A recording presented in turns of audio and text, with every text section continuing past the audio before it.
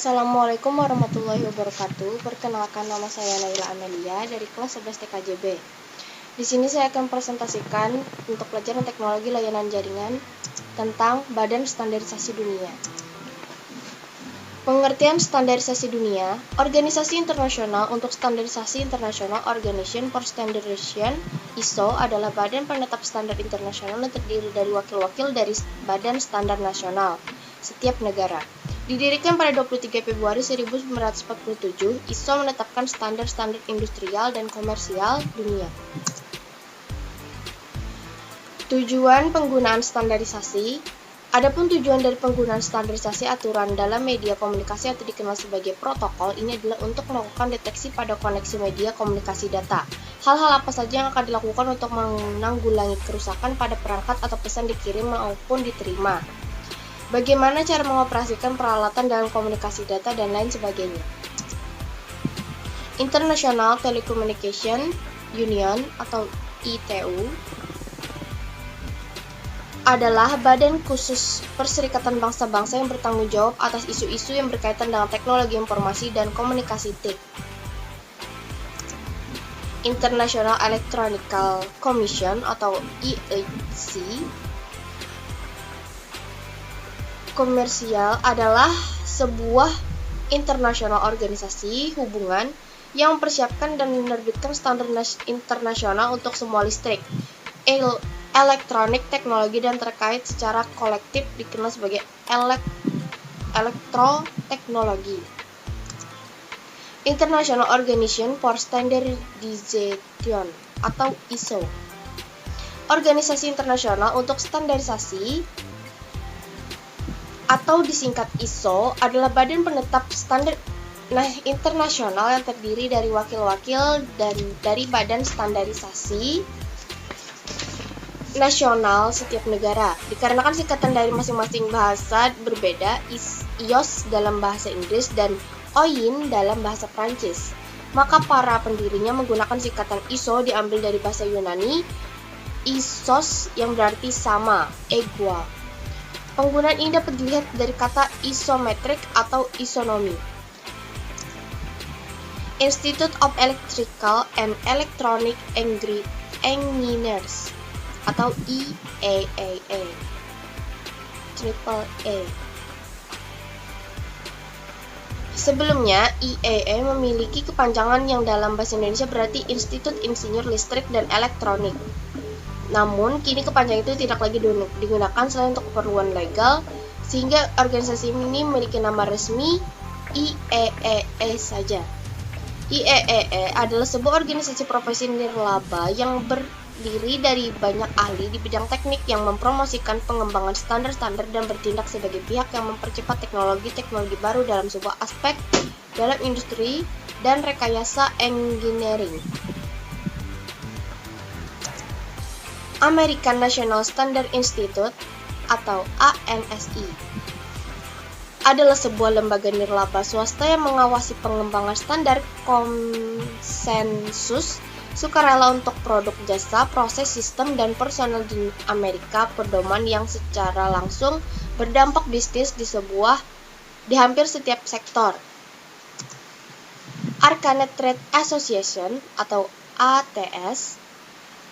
Arcanet diterapkan sebagai jaringan area lokal atau LAN berkecepatan tinggi yang sangat sesuai untuk aplikasi kontrol waktu nyata baik di pasar industri maupun komersial. Desainnya yang telah terbukti, kinerja yang kuat, dan ketersediaan silikon yang berbiaya rendah menjadikan jaringan pilihan antara mikrokontroler tertanam. International Commission on Illumination atau CIA untuk adalah otoritas internasional pada cahaya, pencahayaan warna, dan ruang warna. Didirikan pada tahun 1913 sebagai penerus dari Commission International de Photometry yang didirikan pada tahun 1990 dan pada saat ini berpusat di Vienna, Australia. Presiden tahun 2019 adalah Dr. Peter Blättner dari Swiss. Data Interchange Standard Association DISA atau DISA adalah organisasi yang didukung berbagai organisasi lainnya untuk sebagian besar bertanggung jawab untuk pengembangan lintas industri bisnis elektronik interchange standar. DISA berfungsi sebagai sekretariat untuk ASC X12 dan proses pengembangan standar X12 EDI dan XML mereka. Mulai Januari 2016, DISA tidak ada lagi. Electronic Component Assemblies dan Material Association atau ICA memberlakukan standar untuk komponen elektronik pasif dan aktif, susunan dan rakitan komputer serta peralatan dan suplai elektronik dan industri. Pastikan interoperabilitas, sediakan komponen pasif dan aktif yang sesuai, dapatkan sertifikat yang sesuai.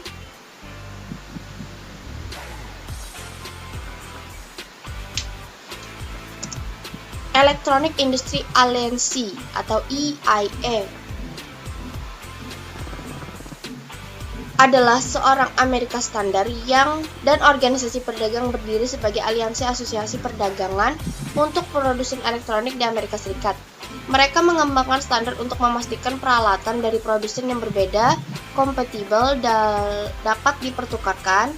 EIA berhenti beroperasi pada 11 Februari 2011, tetapi sektor-sektor sebelumnya tetap melayani konstitut AMDAL. European Computer Manufacture Association atau EICMA. EICMA International secara resmi adalah organisasi nirlaba yang mengembangkan standar dalam perangkat keras komputer, komunikasi, dan bahasa pemrograman. European Telecommunication Standard Institute atau ETSI adalah independent non-profit membuat organisasi yang bertujuan untuk mengembangkan standar untuk telekomunikasi dan peralatan radio yang digunakan oleh konsumen, bisnis, dan industri komunikasi. Federal Communication Commission atau FCC adalah lembaga independen dari pemerintah Amerika Serikat, dibuat oleh undang-undang kongresional dan dengan mayoritas komisaris yang ditunjukkan oleh presiden saat ini. Pekerja FCC mengarah ke 6 goal di bidang broadband, kompetisi, frekuensi radio, media, keselamatan publik, dan keamanan dalam negeri. Internet Engineering Task Force adalah organisasi standar terbuka yang mengembangkan dan mempromosikan standar internet sukarela, khususnya standar yang terdiri dari paket kontrol protokol internet. Ini tidak memiliki daftar keanggotaan formal atau persyaratan keanggotaan. International Committee for Information Technology Standard adalah forum AS Tengah yang didedikasikan untuk menciptakan standar teknologi.